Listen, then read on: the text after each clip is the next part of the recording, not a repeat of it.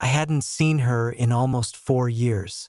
That thought hit me the moment I stepped out of my car and looked up at the house. The same porch swing still hung from the left beam, only now it squeaked when the wind moved it.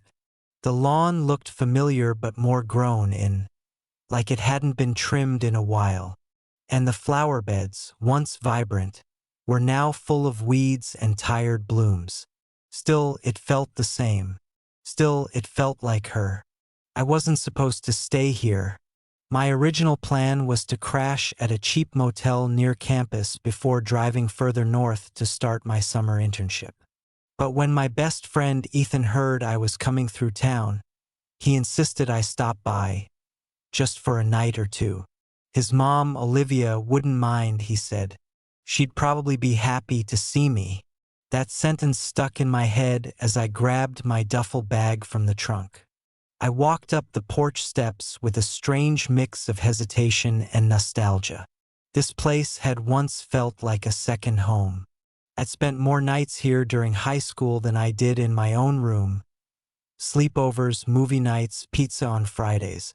Olivia was always the calm presence in the background, making sure we had snacks, checking in with a soft knock before bed, asking if we needed anything. Back then, she was just Ethan's mom. Beautiful, yes, people always said that, but off limits, distant, untouchable. I rang the doorbell. The door opened faster than I expected. And there she was. Her hair was shorter now, cut to her shoulders, and her features seemed even sharper, more defined than I remembered. But her eyes were the same, deep hazel, soft around the edges, observant. She looked at me for a moment like she couldn't quite believe it. "Wow," she said finally, her voice lower than I remembered. "You've grown up." I gave a small laugh, awkward and unsure. "Hi, Olivia." She stepped forward and pulled me into a hug. She still smelled the same, something floral and faintly citrusy. For a second, I let myself relax into it. Come in," she said, pulling back. "Ethan's not home yet, but he said you'd be here around this time." I stepped inside. The house was warmer than I expected, not just in temperature, but in feel. The same wooden floors, the same framed photos along the hallway, Ethan's awkward school pictures, one of their family at the lake, and, I noticed with a blink, one of me and Ethan from senior year. "You've done some redecorating," I said, nodding toward the living room. The furniture had changed, sleeker now, less cluttered. She smiled faintly. After the divorce, I needed a change. I froze slightly at the word, unsure if I was supposed to respond. "I'm sorry, I didn't know." "It's okay," she said quickly, waving it off. "It's been over a year now. We're good." There was a pause. The silence wasn't uncomfortable, not yet, but it hung there for just a second too long. "Well," she said, breaking it, "you're taller, and you look different, in a good way." I smiled, rubbing the back of my neck. "I guess college does that." She nodded. "Ethan's been bragging about you. You're headed to Boston after this, right?" "Yeah. Internship at a marketing firm. Nothing glamorous, but it's a start." She led me into the living room, gesturing to the couch. I sat down and she followed, perching on the armrest of a nearby chair. "I'm proud of you," she said. I blinked. "You barely know what I've been doing." She tilted her head. "I've heard enough, and I remember who you were. Responsible, kind, a little quiet." I chuckled. "Still quiet. Not a bad thing." She looked at me for a moment longer than necessary, and I glanced away, suddenly hyper-aware of her presence. "You must be tired," she said, standing. "I made up the guest room, same one you always used. You remember where it is?" "Yeah. Thanks, Olivia." She smiled again. You don't have to call me that, you know? You always used to just say Liv. Right? I said, unsure if I should go back to that. But she had already started up the stairs. I sat alone in the living room for a while, letting the memories flood back. The laughter, the late nights, the sense of safety I'd always felt in this house. But now something felt different. I couldn't put my finger on it. Maybe it was me. Maybe it was her. Or maybe it was that look in her eyes when she said I'd grown up. Ethan arrived an hour later, loud and full of energy, just like always. We caught up over dinner, burgers, and salad Olivia made while we sat around the kitchen island. She asked questions, listened, laughed at our dumb stories. But every now and then, I'd catch her glancing at me, a flicker of something in her eyes that wasn't there before, and I'd be lying if I said I didn't glance back. The next day felt like a time capsule cracked open. Ethan had plans in the morning, something about catching up with his girlfriend, who I vaguely remembered from school. He said he'd be out for a few hours, maybe all day, and offered to drop me off somewhere or let me borrow his car. I declined. I didn't have anywhere to be, and truthfully, part of me didn't want to leave the house just yet. When he left, the house felt strangely quiet, peaceful but with something humming underneath. Olivia was in the kitchen, humming softly to herself as she sorted through a stack of mail. She wore a soft beige sweater, slightly oversized, with sleeves pushed up to her elbows. Her hair was loosely tied back, casual but still striking. "You hungry?" she asked without looking up. "A little," I admitted. She opened the fridge. "There's leftover lasagna from last night. Want me to heat some up?" "I can do it." She glanced at me. "You sure?" I smiled. "I'm not a total mess, Liv." Her eyes lingered on me for a second at the sound of that name. Liv, as if she was surprised I'd actually said it. Then she smiled, slow and a little soft at the edges. "Well, good to know you've learned to use a microwave." I joined her in the kitchen and started reheating the lasagna. We moved around each other in a comfortable rhythm, occasionally brushing past or reaching for the same drawer. It was domestic in the strangest, most natural way. I felt oddly at home in her space, more so than I had in years. When I sat down at the kitchen table, she leaned against the counter, watching me eat like she had something else on her mind. "Do you remember the time you and Ethan broke the garden hose and tried to fix it with duct tape?" she asked suddenly. I laughed through a bite. "Yeah, it exploded in our faces like a geyser. You were so worried I'd be mad. You kept trying to fix it before I noticed." "I was terrified," I grinned. "You always had this look when you were disappointed." I hated that look. She raised an eyebrow. "I was never mad. Just impressed you tried to fix it before I got home." I chewed quietly for a moment. "You were always calm. I think that's why I liked being here so much. Everything at my house was louder." She looked at me, not saying anything for a beat.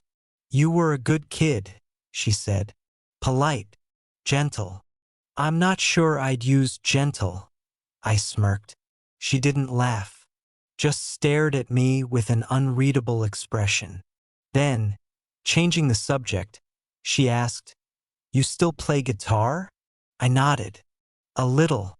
Not as much since college." "Why?" "I found your old one. It's in the hall closet." I blinked. "You kept it." "Well," she said, looking slightly amused, "you said you'd come back for it someday, so I waited. That was 4 years ago. And now you're here." Her words hung in the air between us. I wasn't sure if it was meant to be casual, but something about the way she said it felt heavier. more deliberate. She moved to rinse a cup in the sink, and I stood to put my plate away. As I stepped beside her, I caught a glimpse of her profile, graceful, calm. Her skin had a faint glow in the sunlight streaming through the window. She turned her head slightly toward me, and for a second, our eyes met at close range. Neither of us moved. Then she broke the silence with a quiet, "It's good to have you here." I swallowed. "It's good to be back." Later that afternoon, we ended up in the backyard. The grass was uneven, but still soft underfoot. I helped her carry out a basket of clean laundry to hang on the line. "This feels old school," I joked, reaching for a clothespin. She smiled without looking at me. "Some habits die hard." We talked as we worked about music, books, the neighborhood, how things had changed. I noticed how often she laughed, how easily we drifted from subject to subject, how, when she passed a shirt to me, her fingers brushed mine and she didn't pull away immediately. It wasn't flirtatious. Not exactly. But it wasn't nothing either. That night, after Ethan got back and we ordered takeout, I noticed something strange. While we all sat around watching an old movie, Olivia didn't look at me once. Not like before. Her attention was entirely elsewhere, on the screen, on her son, on her food. It unsettled me more than I cared to admit. When the movie ended, Ethan yawned and said he was heading out again to meet his girlfriend. "You sure you're good here?" he asked me. "Yeah, I'm fine." He looked at his mom. "Don't keep him up too late talking about recipes or whatever." She smiled without replying. He left a few minutes later, and then it was just the two of us again. Olivia stood to collect the plates. "You don't have to help," she said over her shoulder. "I don't mind." In the kitchen, I rinsed the dishes while she dried. We worked in silence for a while until she spoke, barely above a whisper. "You're different now." I paused. "How do you mean?" She didn't answer right away. Then softly, "You're not a kid anymore." Her words stirred something low in my chest.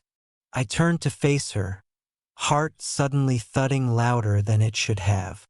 "I guess I'm not," I said. Her eyes searched mine for a moment. Then she smiled faintly, not dismissive, not playful, just aware. "I'll be upstairs if you need anything," she said, turning away. As she walked toward the hallway, I found myself staring after her longer than I should have. And I knew then, something between us had shifted. The next morning passed in a blur of sunlight and stillness. Ethan had left early again. I barely heard the front door close before drifting back to sleep. By the time I got out of bed and made my way downstairs, Olivia was already in the kitchen, sipping coffee in a white linen shirt and soft gray lounge pants. Her hair was down and slightly tousled. She looked like she hadn't been awake long either. "Morning," she said, barely turning her head. "Morning," I replied, voice still groggy. "Coffee, please." She poured me a cup and slid it across the counter. We stood in comfortable silence for a moment, both of us staring out the window above the sink. A few birds fluttered in the trees, and the faint sound of a lawn mower echoed from somewhere down the street. "Ethan said he'd be gone most of the day," she said after a sip. "Yeah. He mentioned something about helping his girlfriend's family move." She nodded, almost like she was confirming it to herself. "You've got the house to yourself again." "Not entirely," I said, and immediately wondered if it sounded too direct. She raised an eyebrow, half amused. "No, not entirely." I took a drink of my coffee, avoiding her eyes, but I could feel her looking at me. Not in the casual way people do when making small talk, but in that quiet, observant way that made your skin warm and your thoughts stumble. After breakfast, she asked if I could help her bring a few things down from the attic. I followed her up the narrow stairs into the musty heat of the top floor. The attic hadn't changed much, still filled with old boxes, forgotten furniture, and random holiday decorations. Dust floated in the air, made visible by streaks of light coming through a small window. We moved a few boxes together, organizing them by the door. At one point, she bent down to shift a stack, and I instinctively reached to help, my hand brushing hers. She looked up at me, just for a second, but there was something different in the way she held my gaze. No embarrassment, no retreat. We didn't speak. Eventually, she stood, brushing dust off her hands, and said, "Thanks. That would have taken me all day alone."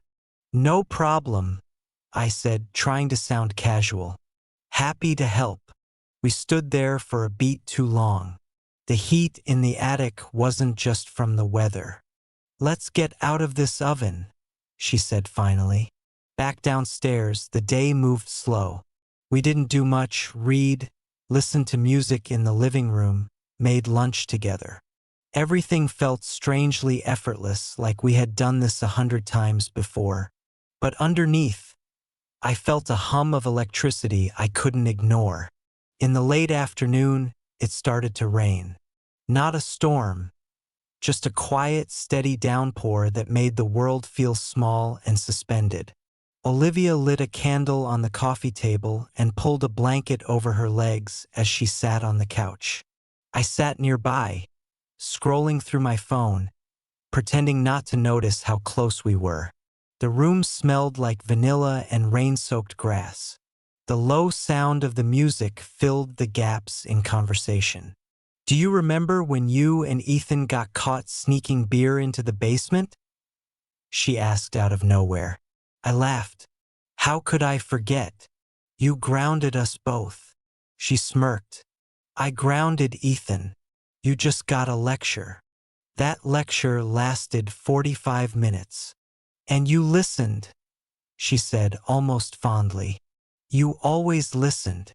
I looked at her, and something about the way she said it, the softness in her voice, made my chest feel tight. "You were always more grown up than the other boys," she said, "even when you weren't." "I guess I had to be," I said, and I wasn't entirely sure what I meant. She turned to face me, one leg tucked under the other, her eyes steady on mine. "And now, what do you mean? Now that you are grown?" Her question was gentle, but it hung there like a challenge. I hesitated, then said, "Now I just pretend better." She smiled faintly. "Don't we all?" We stayed there for a while in silence, the air between us thick with things unspoken. Her hand was resting on the cushion just a few inches from mine. I could feel the heat of it, the distance, the tension, but neither of us moved. That evening, Ethan texted to say he'd be staying over at his girlfriend's place. Something about helping them finish packing and an early morning drive. Olivia showed me the text, then locked her phone without comment. Dinner was quiet but not cold. We talked, joked, sipped wine slowly. She asked more about my internship, about the kind of work I wanted to do. I told her I wasn't sure yet, that I felt like I was just now starting to figure myself out. "You'll be fine," she said softly. "You always find your way." After we cleared the table, she stood with her hands on the back of a chair and looked at me. Not past me, not through me, but at me. "You're not the same boy who used to sleep down the hall," she said. I didn't respond. She held my gaze for another second, then said, "I'm going to take a shower." And just like that, she disappeared up the stairs, leaving me alone in the kitchen with a pulse that refused to slow down. I sat there for a while, staring at the candle on the table, listening to the soft sound of the rain still tapping against the windows. I wasn't sure what was happening, or what would happen next, but I knew without a doubt that this wasn't just nostalgia. This was new. This was real. And it was only just beginning. Couldn't sleep. Not because of noise, not because I wasn't tired, but because everything felt too still, too quiet. My thoughts circled like water around a drain, slow and constant. I lay in the guest room, staring at the ceiling, listening. At first, I thought the sound was in my head, a creak of wood, a floorboard shifting. But then I heard it again, soft footsteps, just outside the door. I sat up. The hallway light spilled faintly under the doorframe. Then came a knock, so gentle it could have been imagined. I stood and opened the door. She was there, still in the same gray lounge pants, but now wearing a black zip-up hoodie. Her hair was damp. She had showered just like she said. There was no makeup on her face, only clean skin and eyes that didn't look away. "Can I come in for a minute?" she asked. My throat tightened. I stepped aside without a word. She walked in slowly, her hands in the front pockets of her hoodie. She didn't sit, didn't touch anything, just stood near the bed and looked around as if trying to remember something. "I used to come in here after you left," she said, her voice low, "just to make the bed, open a window. It always smelled like you." I wasn't sure how to respond. She turned to face me. "I didn't know how much I missed having someone like you around until you were gone." Her words weren't rehearsed. They came out carefully, honestly, each one dropping between us like a stone in water. "I thought about you a lot," she added. "More than I probably should have." My heart thudded against my chest. She took a small step closer. "I keep telling myself you're still the kid who used to fall asleep on this bed with your shoes on and a controller in your hand." She looked down, then back at me. "But you're not a kid anymore." And with that, she reached behind her and closed the bedroom door. The sound was soft, final. I didn't move, couldn't. My body felt locked in place while my mind screamed and spun. She stood there in front of the closed door, her fingers still on the knob. Then, slowly, she let go and stepped closer. "You can tell me to leave," she said. "Right now. I'll walk out and never mention this again." I didn't say anything. Her voice lowered. "But if you don't." She took another step, now only a foot away. Her presence filled the room like heat. "I don't want to pretend I don't feel this," she said. "Do you?" I shook my head. "No," I breathed. "I don't." She exhaled, a quiet relief behind it. Then she reached up, her fingers gently brushing the side of my face. Barely touching, but enough to make my skin erupt in chills. "I don't know where this goes," she said.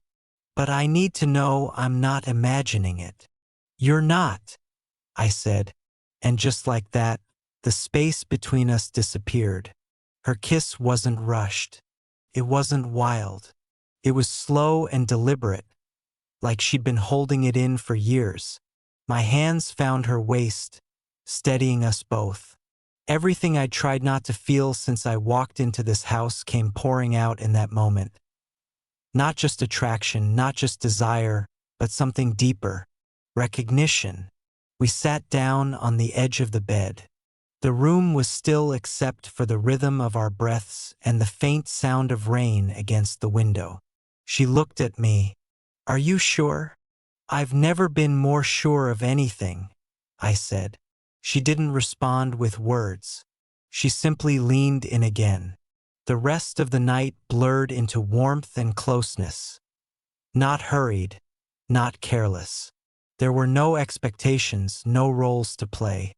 Just two people meeting in the middle of something they hadn't planned. something that had quietly been growing for years. Sometime in the middle of the night, I woke up briefly to find her asleep beside me, her hand resting gently on my chest. I stared at the ceiling, the dark shapes of furniture surrounding us. I should have felt conflicted. I didn't. I felt calm. For once, everything made sense. I woke up before her. Soft morning light filtered through the half-closed blinds, casting long lines across the ceiling. The house was silent, no distant car engines, no creaking pipes. Just the quiet of early morning, heavy with the weight of what had happened. She was still beside me, asleep on her side, facing me. Her breathing was soft, rhythmic. One arm curled loosely beneath her head, the other resting gently across the blanket that covered us both. Her face was peaceful, vulnerable even. I watched her for a moment, my chest tight with something I couldn't fully name. This wasn't just adrenaline or guilt or some late-night mistake. It had been real, thoughtful, intentional, and yet I didn't know what came next. I slipped out of bed carefully, not wanting to wake her, and padded quietly into the hallway. The bathroom mirror showed a face I wasn't sure I recognized. Same features, same eyes, but different, older somehow. When I came back to the room, she was awake. She was sitting up, the covers pulled around her, her expression unreadable. For a long second, we just looked at each other. Then she spoke. "Hey, hey." A pause. "I didn't expect to wake up next to you," she said quietly. "I didn't expect to fall asleep next to you," I replied. That made her smile faintly, but then it faded. "Are you okay?" she asked. "Yeah," I said honestly. "Are you?" She nodded. "I just don't know what happens now." Neither did I. I sat beside her again, unsure whether I should reach for her, unsure whether last night belonged to the present or only to the past. She looked down at the bed for a moment, then said, "I didn't plan for this. I didn't even think I was capable of feeling that way again." "What way?" "Alive," she said simply. That stopped me. "You've been gone a long time," she continued. "And when you came back, it was like something lit up in me again." I swallowed. "I felt it too." She looked at me again, no games, no masks. "I don't regret it," she said. "But I'm scared." "Of what?"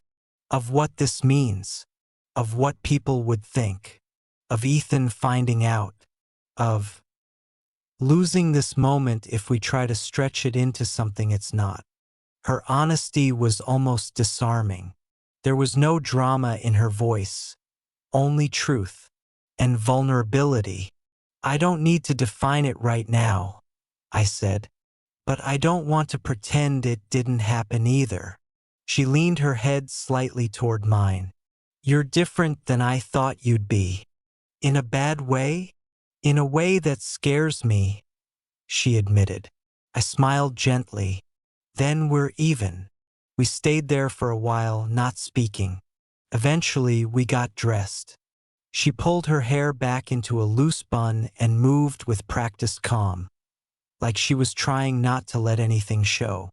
But I noticed the small glances, the quiet moments where her eyes lingered a beat longer than necessary. Downstairs, she made coffee. I helped. It was almost absurd how normal it felt. The two of us in a quiet kitchen, exchanging glances over mugs and spoons like nothing had changed, except everything had. Around noon, Ethan texted. He'd be back around 3. Olivia set her phone on the counter and didn't say anything for a long time. Finally, she turned to me and asked, "Do you think we made a mistake?" "No," I said. "Do you?" She didn't answer. Instead, she stepped closer and rested a hand on my chest. "I don't want to regret it," she whispered. but I'm afraid of what comes next. I don't expect anything from you, I said, except honesty. She nodded slowly.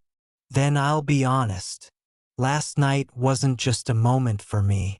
It meant something. It still means something. Then let's not lose it. She looked at me for a long time, then leaned in and kissed me. Slow, quiet, not full of hunger like the night before, but full of something deeper. And then, just as gently, she pulled back. We'll figure it out, she said. I believed her. The hours before Ethan returned felt like something borrowed. Time we weren't supposed to have, space that wasn't entirely ours. Olivia and I didn't speak much. We didn't need to. There was a quiet understanding between us now, fragile but undeniable.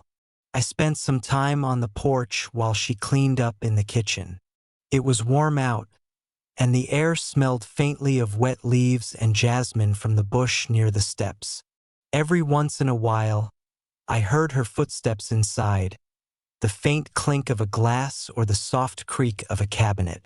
When she came outside, she handed me a cold glass of lemonade, just like she used to when we were kids, except now everything felt different. You always did like the porch, she said, sitting beside me on the wicker bench. I used to sit out here and imagine what it would be like to be older, to leave, to come back. And now that you have, I thought for a moment. Now I realize coming back feels more complicated than I imagined. She smiled gently. Yeah, it usually does. Car passed by. Then silence again.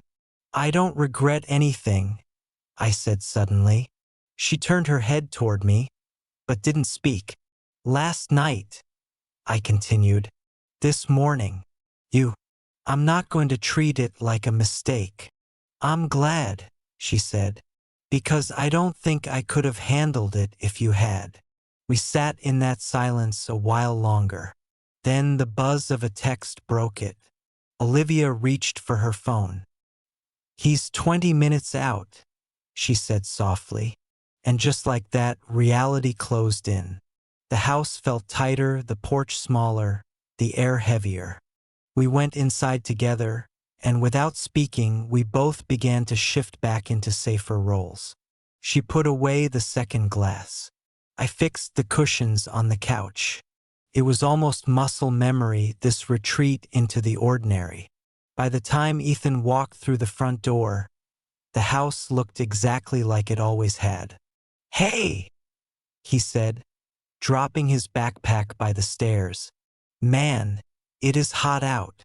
I stood up and greeted him with a grin that felt only half real. Long day. Brutal. But it's done. They're officially moved in. He flopped down on the couch and turned on the TV. Olivia entered from the kitchen, wiping her hands on a towel. Hey, sweetheart. Hey, Mom. No one looked twice. Nothing about us raised alarm bells. But I noticed the way she didn't sit beside him. How she stood behind the couch. How her eyes met mine only once and briefly. Later that evening, we had dinner together, the three of us. The conversation was easy, filled with stories, laughter, even teasing. If there was any tension, Ethan didn't notice. But I noticed everything. The way she refilled my glass without asking. The way our fingers nearly brushed when she passed me a dish. The way she smiled at something I said, and then looked down, suddenly self-conscious. After dinner, Ethan suggested we go out the next day. A beach trip, maybe, or a hike. Could be fun, I said, glancing at Olivia. She didn't say anything, just nodded slightly as if to say, whatever happens next, we'll handle it. That night, after Ethan went to bed, I stood in the hallway outside my guest room. I wasn't sure if I should knock on her door, if I even should want to, but I didn't need to. Her door opened quietly, just a few inches. She stood there in the dim light, robe wrapped around her, eyes soft. "We're okay," she whispered. "I know," I said. And then she closed the door again, gently this time, like a promise instead of a goodbye. I went to bed feeling something I hadn't expected when I first showed up at this house. Not confusion, not guilt, but peace. What happened between us hadn't been planned. It wasn't neat or easy, but it was real. And sometimes, the most unexpected moments are the ones that change us forever.